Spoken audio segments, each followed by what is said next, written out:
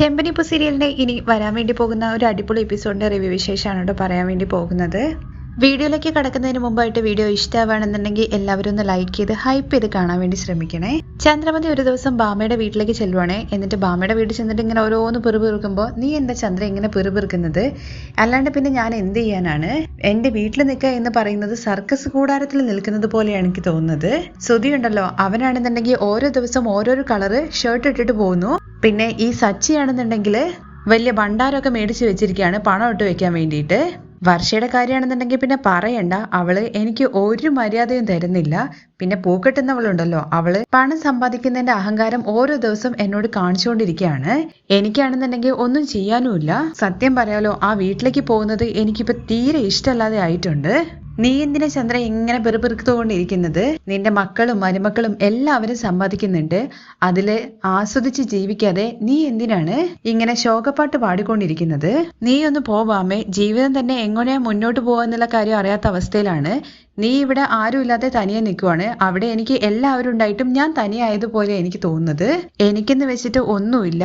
ഈ ഭരതനാട്യ ക്ലാസ്സിലെങ്കിലും എനിക്ക് എന്തെങ്കിലും ഒന്ന് ചെയ്യണമെന്ന് പറയുമ്പോൾ അതിനിപ്പോ എന്ത് ചെയ്യാനാണ്? ബോർഡ് വെച്ചിട്ട് കുറെ നാളായില്ലേ, എന്നിട്ടും ഒരാൾ പോലും ഇങ്ങോട്ടേക്ക് വന്നിട്ടില്ല. എന്തെങ്കിലുമൊക്കെ ചെയ്തിട്ട് ബാമയെ ആളുകളെ ഇങ്ങോട്ട് വരുത്തിയേ പറ്റുള്ളൂ. എനിക്കെന്ന് പറയാൻ വേണ്ടിയിട്ട് ഒരു അടയാളം ഉണ്ടായാൽ മാത്രമേ എനിക്ക് ആ വീട്ടിൽ മര്യാദ കിട്ടുള്ളൂ. ചന്ദ്ര, എനിക്ക് ഒരു ഐഡിയ തോന്നുന്നുണ്ട്. നമ്മളിപ്പോ ഒരു സിം കാർഡ് എടുക്കുന്ന സമയത്ത് അതിന്റെ ഒപ്പം 3 മാസത്തേക്ക് ഫ്രീ കോൾ എന്നൊക്കെ പറഞ്ഞ് കൊടുക്കുമല്ലോ, അതുപോലെ തന്നെ 3 മാസം കഴിഞ്ഞ് കഴിഞ്ഞാൽ പിന്നെ നമുക്ക് വിലയേറ്റാം. അതുപോലെ ചെയ്താൽ എങ്ങനെയിരിക്കും? നീ എന്താ ബാമ പറഞ്ഞത് എനിക്ക് മനസ്സിലായില്ല. നമുക്ക് ഭരതനാട്യ ക്ലാസ്സിൽ ആദ്യത്തെ 1 മാസം ഫ്രീ ആയിട്ട് ക്ലാസ് എടുത്ത് കൊടുക്കാം. ഓസിയിൽ പറഞ്ഞു കൊടുക്കാനാണോ നീ പറയുന്നത്? വരുമാനം ഇല്ലാതെ എങ്ങനെ മുന്നോട്ട് പോകുക? അതിനെക്കുറിച്ച് ആലോചിക്കാതെയാണോ ഞാൻ ചന്ദ്രയെ പറയുന്നത്? എന്റെ വീട്ടിൽ വെച്ചിട്ടല്ലേ ക്ലാസ് നടത്തുന്നത്, കറണ്ട് ബില്ല് ഞാനാണ് അടയ്ക്കുന്നത്, നീ എനിക്ക് വാടകയും തരണം. അതിന് ഒരു ഐഡിയ ആണുള്ളത്. എന്താ ഐഡിയ എന്ന് ചന്ദ്ര ചോദിക്കുമ്പോൾ, ഈ ഭരതനാട്യ ക്ലാസ് ഒക്കെ നടത്തുന്ന ആൾക്കാര് ഒരുപോലത്തെ യൂണിഫോം ഇടില്ലേ, ആ ഡ്രസ്സ് നമ്മൾ കുറഞ്ഞ വിലയിൽ നിന്ന് കടയിൽ നിന്ന് മേടിച്ചിട്ട് ആ ഡ്രസ്സ് മേടിക്കണം. ഡാൻസ് ക്ലാസ്സിൽ പങ്കെടുക്കണം എന്നുണ്ടെങ്കിൽ ആ ഡ്രസ്സിന് നമ്മൾ വില കൂട്ടിയിട്ടിട്ടും. ബാമയുടെ ആ ഐഡിയ കേൾക്കുമ്പോ, ആഹാ ബാമേ, നീ ആള് കൊള്ളാലോ, നിനക്ക് നല്ല ബുദ്ധിയാണെന്നൊക്കെ പറയുന്നുണ്ടേ. നമുക്ക് എന്തായാലും ഉടനെ തന്നെ ഇത് ചെയ്യാല്ലേ ചന്ദ്ര എന്ന് ചോദിക്കുമ്പോ, നല്ല നാള് നോക്കണ്ടേ, എന്നിട്ട് വേഗം കലണ്ടറിൽ പോയി നോക്കിയിട്ട് ഇന്ന് നല്ല ദിവസമാണ്, നമുക്ക് ഇപ്പൊ തന്നെ ഇറങ്ങാം എന്ന് പറഞ്ഞിട്ട് ഡ്രസ്സ് മേടിക്കാൻ വേണ്ടിയിട്ട് രണ്ടുപേരും കൂടി കടയിലേക്ക് ഇറങ്ങുവാണേ. ഇപ്പോഴാണ് തനിക്ക് ഒരു ആത്മവിശ്വാസമൊക്കെ വന്നതെന്ന് ചന്ദ്ര പറയുന്നുണ്ട്. അതേസമയം നമ്മുടെ ശ്രുതിയാണെന്നുണ്ടെങ്കിൽ ആദിയുടെ ബർത്ത്ഡേ ആണ് വരുന്നത്. ആദിക്ക് വേണ്ടിയിട്ട് ഡ്രസ്സ് അമ്മ തന്നെ മേടിക്കണമെന്ന് വാശിയിലാണ് ആദ്യം ഉള്ളത്. അതുകൊണ്ട് കടയിലേക്ക് ഡ്രസ്സ് മേടിക്കാൻ വേണ്ടിയിട്ട് പോകുന്നുണ്ട്. കടയിൽ ചെന്നിട്ട് കുട്ടികളുടെ ആ സെക്ഷനിലേക്ക് ശ്രുതി പോകുന്നുണ്ട്. അവിടുന്ന് അദ്ദേഹം ചോദിക്കുന്നത് എന്താണ് വേണ്ടത് എന്നാണ്. എന്റെ മകന് കോട്ടും സൂട്ടും വേണം. എത്ര വയസ്സാന്ന് ചോദിക്കുമ്പോൾ 7 വയസ്സാണെന്ന് പറയുന്നുണ്ട്. അങ്ങനെ ശ്രുതി മകനുള്ള ഡ്രസ്സ് മുകളിലെ സെക്ഷനിൽ നിന്നാണ് സെലക്ട് ചെയ്തുകൊണ്ടിരിക്കുന്നത്. അതേ കടയിലേക്ക് തന്നെയാണ് ബാമയും അതുപോലെ തന്നെ ചന്ദ്രയും കൂടി ഡാൻസിന്റെ ആവശ്യത്തിന് വേണ്ടിയിട്ടുള്ള ഡ്രസ്സ് എടുക്കാൻ വേണ്ടിയിട്ട് വരുന്നത്. രണ്ടുപേര് വരുമ്പോൾ തന്നെ കടയിലുള്ള ആൾക്കാർ ചോദിക്കുന്നുണ്ട് എന്താ വേണ്ടതെന്ന്. ഭരതനാട്യമൊക്കെ പ്രാക്ടീസ് ചെയ്യുന്ന ഡ്രസ്സ് ഉണ്ടോ എന്ന് ചോദിക്കുമ്പോൾ ഉണ്ടെന്ന് പറയുകയാണേ. ഏത് വിലയിലാന്ന് നോക്കുമ്പോൾ ഏറ്റവും വില കുറഞ്ഞത് മതി എന്ന് ചന്ദ്ര പറയുന്നുണ്ട്. അങ്ങനെ ആ സെക്ഷനിലേക്ക് അവരെ പറഞ്ഞു വിടുവാണ്. അതേസമയം ശ്രുതിയാണെന്നുണ്ടെങ്കിൽ മുകളിൽ 2 ബ്ലേസിയേഴ്സ് സെലക്ട് ചെയ്ത് വെച്ചിട്ടുണ്ട്. 2 അങ്ങനെ ഒരു സ്ഥലത്ത് തൂക്കിയിട്ടതിന് ശേഷം ആദ്യം ഫോൺ ചെയ്യണേ. അവൻ ഏതാണോ ഇഷ്ടപ്പെട്ടതെന്ന് വെച്ചാൽ അത് മേടിക്കാൻ വേണ്ടിയിട്ടാണ് കോൾ ചെയ്യുന്നത്. വീഡിയോ കോൾ ആണ്. ആദ്യം ഫോൺ അറ്റൻഡ് ചെയ്ത ഉടനെ തന്നെ ഡ്രസ്സ് കാണുന്നുണ്ടല്ലോ, അമ്മ എനിക്ക് ഭയങ്കര ഇഷ്ടമായി, കോട്ട് സൂട്ടാണെന്നൊക്കെ പറഞ്ഞിട്ട് ആള് ഭയങ്കരമായിട്ട് ചാടി കളിക്കുന്നൊക്കെ ഉണ്ട്. മോനെ, നിനക്ക് ഇതിലെ ഏതാ ഇഷ്ടമായി എന്ന് ശ്രുതി ചോദിക്കുമ്പോൾ, എനിക്ക് അമ്മ രണ്ടും ഇഷ്ടമായി എന്നാണ് ആദ്യം പറയുന്നത്. അമ്മയ്ക്ക് ഏതാ ഇഷ്ടപ്പെട്ടെന്ന് തിരിച്ച് ആദ്യം ചോദിക്കുന്നുണ്ട്. എടാ, നിന്റെ ബർത്ത്ഡേ അല്ലേ, നിനക്ക് ഏതാ ഇഷ്ടപ്പെട്ടെന്ന് വെച്ചാൽ അത് പറ, അമ്മ അത് മേടിക്കാം. അമ്മയ്ക്ക് ഇഷ്ടപ്പെട്ടത് ഏതാണോ അത് മേടിച്ചാൽ മതി എന്ന് ആദ്യം പറയുമ്പോൾ, ശരി 1 മിനിറ്റ് എന്ന് പറഞ്ഞിട്ട് രണ്ടാമത് ഒന്നും കൂടി 2 കോട്ടും സൂട്ടും എടുത്ത് നോക്കുന്നുണ്ടേ. അതേസമയം താഴെ ചന്ദ്രയാണെന്നുണ്ടെങ്കിൽ ഡ്രസ്സൊക്കെ സെലക്ട് ചെയ്യുന്നുണ്ട്. ബാമ പറയുന്നുണ്ട് ഇത് നന്നായിട്ടുണ്ടെന്ന്, പക്ഷെ വില കുറച്ച് കൂടുതലാണ്, ഇതിനേക്കാൾ കുറഞ്ഞ വിലയിൽ ഇല്ലേ എന്ന് ചോദിക്കുമ്പോൾ, ഇല്ല ഇതാണ് സ്റ്റാർട്ടിംഗ് പ്രൈസ് എന്ന് കടയിലുള്ള ആ പെണ്ണ് പറയുന്നുണ്ട്. തുടർന്ന് ചന്ദ്രയാണെങ്കിൽ നൈസായിട്ട് ബാമയുടെ അടുത്തേക്ക് ഇങ്ങനെ മാറി നിന്നിട്ട് ഇത്രയും വിലേന്റെ ഒക്കെ വാങ്ങണോ എന്ന് ചോദിക്കുന്നുണ്ട്. ഇതുപോലും വാങ്ങിയില്ലെങ്കിൽ പിന്നെ എങ്ങനെ കാര്യങ്ങളൊക്കെ നടക്കുക? അതുപോരാത്തതിന് നമ്മളാണെന്നുണ്ടെങ്കിൽ അവർക്ക് കൊടുക്കുന്ന സമയത്ത് വില കൂട്ടിയിട്ടല്ലേ കൊടുക്കുന്നത്. അതുകൊണ്ട് ഇത് കറക്റ്റ് ആയിരിക്കും. നിന്നെ വിശ്വസിച്ചിട്ടാണ് ബാമ ഞാൻ ഇതൊക്കെ മേടിക്കുന്നത്. ആരും വന്ന് ചേർന്നില്ലെങ്കിൽ അവസാനം ഇതും നഷ്ടാകും. ചന്ദ്രൻ, നീയല്ലേ പറഞ്ഞത് നിന്റെ സമയം ശരിയാണെന്ന്, അതുകൊണ്ട് എല്ലാം റെഡിയാകും. മനസ്സില്ലാ മനസ്സോടെ ആണെങ്കിലും ചന്ദ്ര പറയുന്നുണ്ട് എന്തായാലും 4 പീസ് അത് എടുക്കാൻ വേണ്ടിയിട്ട്. അതുപോലെ തന്നെ ആമ്പിള്ളേർക്ക് ജുബയും പാന്റും ഉണ്ടല്ലോ, അതും കൂടി എടുക്കാൻ വേണ്ടി പറയുന്നുണ്ട്. തുടർന്ന് ശ്രുതിയാണെന്നുണ്ടെങ്കിൽ ആദ്യയുടെ അടുത്ത് ഒരു കളർ സെലക്ട് ചെയ്തിട്ട് അത് കാണിച്ചു കൊടുക്കുന്നുണ്ട്.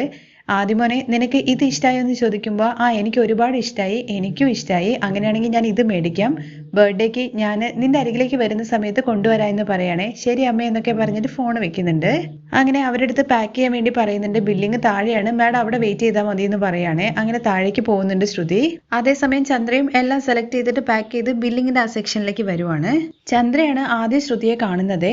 ശ്രുതി ഇവിടെ എന്ത് ചെയ്യാന്നുള്ള കാര്യം ചോദിച്ചുകൊണ്ട് വേഗം ശ്രുതിക്ക് അരികിലേക്ക് ചെല്ലുവാണ്. ശ്രുതി മോളെ നീ എന്താ ഇവിടെ എന്ന് ചോദിക്കുമ്പോഴേക്കും അത് ആന്റി ഞാനൊരു ക്ലയന്റിന് വേണ്ടിയിട്ട് പർച്ചേസ് ചെയ്യാൻ വേണ്ടി വന്നതായിരുന്നു. അല്ല ആന്റി എന്താ ഇവിടെ?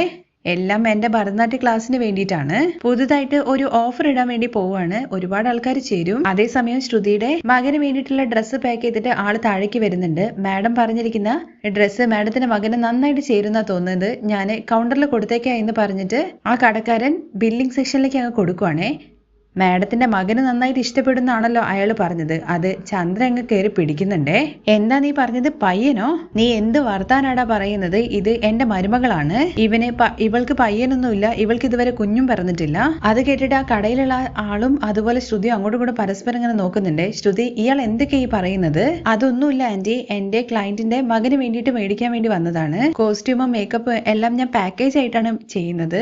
അതായിരിക്കും ചിലപ്പോ അദ്ദേഹം എന്റെ മകനാണെന്ന് തെറ്റായിട്ട് വിചാരിച്ചു. അതെങ്ങനെ അയാൾ അങ്ങ് സങ്കല്പിക്കുന്നത്? എല്ലാം മനസ്സിലാക്കിയിട്ട് വേണം സംസാരിക്കാൻ. അറിയുന്ന ആൾക്കാരുടെ മുമ്പിൽ വെച്ചിട്ട് ഇങ്ങനത്തെ കാര്യങ്ങളൊക്കെ പറഞ്ഞു കഴിഞ്ഞാൽ അവരെന്താ വിചാരിക്കുക? അത് അറിയാതെ എന്തോ സംസാരിച്ചു പോയതായിരിക്കും ആന്റി, നിങ്ങൾ പോയിക്കോളൂ കടയിലുള്ള ആളുടെ അടുത്ത് ശ്രുതി പറയുന്നുണ്ടേ. ആ സമയത്ത് അദ്ദേഹം മനസ്സിലിങ്ങനെ വിചാരിക്കുന്നുണ്ട്, മകനെന്ന് പറഞ്ഞിട്ടാണല്ലോ ഫോണിലൊക്കെ സംസാരിച്ചത്, എന്തായിരിക്കും ഇപ്പം? സോറി മാഡം എന്ന് പറഞ്ഞിട്ട് അയാൾ പിന്നെ കൂടുതലൊന്നും സംസാരിക്കാൻ നിൽക്കാതെ അങ്ങ് പോവാണ്. ശരി അത് വിട്ടേക്ക്, എന്തായാലും ബില്ല് എത്രയെന്ന് ഭാമ ചോദിക്കുമ്പോൾ അവരുടെ 4000, അതുപോലെ തന്നെ ശ്രുതിയുടേത് 10,000 ആണ് കേട്ടോ പറയുന്നത്. ശ്രുതിയുടെ 10,000 എമൗണ്ട് കേൾക്കുമ്പോഴേക്ക് ചന്ദ്രൻ ഞെട്ടുന്നുണ്ട്. എന്താ ശ്രുതി, ചെറിയ പയ്യന് 10,000 രൂപയുടെ ഡ്രസ്സോ? അത് ആന്റി ഒരു പ്രധാനപ്പെട്ട ക്ലയന്റ് ആണ്, അവര് ആ പണം തിരികെ തരും. അതിന് മാത്രം എന്ത് പ്രധാനപ്പെട്ട ക്ലയന്റ് ആണ്? ഞാൻ പറഞ്ഞല്ലോ ആന്റി പാക്കേജ് ആയിട്ടാ ചെയ്യുന്നത് എന്നുള്ള കാര്യം. ആന്റിയുടെ ബില്ലും കൂടി ഞാൻ കൊടുത്തോളാം എന്നുള്ള കാര്യം പറയുന്നുണ്ട് കേട്ടോ. അങ്ങനെങ്കിലും ഒന്ന് മിണ്ടാതിരിക്കല്ലോ എന്ന് വിചാരിച്ചിട്ടാണ്. അത് 6,000 രൂപയാവുമല്ലോ, അതിനെന്താ ഭാമേ, അത് ശ്രുതി കൊടുത്തോളും, അത് ശ്രുതി അടച്ചോളാം എന്നുള്ള കാര്യം പറഞ്ഞല്ലോ, പിന്നെന്താ ഭാമേ പ്രശ്നം എന്നൊക്കെ ചോദിക്കുന്നുണ്ട്. ശ്രുതി എന്തായാലും വന്ന് കുടുങ്ങി എന്നുള്ള മട്ടാണ്. 10,000 രൂപയ്ക്ക് വന്നിട്ട് 16,000 രൂപ കയ്യിൽ നിന്ന് ചെലവായല്ലോ.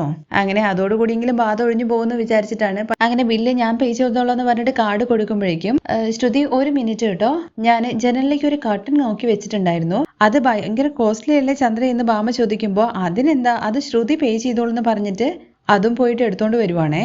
അതേസമയം ശ്രുതി മനസ്സിൽ വിചാരിക്കുന്നുണ്ട്, ഇവരുടെ കണ്ണിൽ തന്നെ ഞാൻ പെട്ടല്ലോ, 10,000 രൂപയ്ക്ക് എക്സ്ട്രാ 6,000 രൂപയും കൂടി ഞാൻ ചെലവാക്കാനുള്ള അവസ്ഥയായി, എല്ലാം എന്റെ തലയിലെഴുത്തെന്ന് പറഞ്ഞാൽ മതി എന്ന് പറഞ്ഞിട്ട് ശ്രുതി അവിടെ നിന്ന് പ്രാഗിക്കൊണ്ടിരിക്കുവാണേ. അങ്ങനെ ബില്ലൊക്കെ പേ ചെയ്തിട്ട് പുറത്തേക്ക് വരുമ്പോ കുഴപ്പമില്ലല്ലോ ശ്രുതി, നീ നന്നായിട്ട് ചെലവാക്കുന്നൊക്കെ ഉണ്ടല്ലോ, പിന്നെ നിന്റെ അച്ഛൻ ജയിലിലാണെന്നുള്ള വിഷമമൊന്നും നിനക്ക് ഇല്ലെന്നൊക്കെ ചോദിക്കുമ്പോഴേക്കും അത് ആന്റി എന്നൊക്കെ പറഞ്ഞിട്ട് ശ്രുതി തപ്പി പിടിക്കുമ്പോ ചന്ദ്രയുടെ കാര്യങ്ങളൊക്കെ നടന്നല്ലോ, അതുകൊണ്ട് ശ്രുതിയെ സപ്പോർട്ട് ചെയ്യുന്ന രീതി പറയുകയാണേ.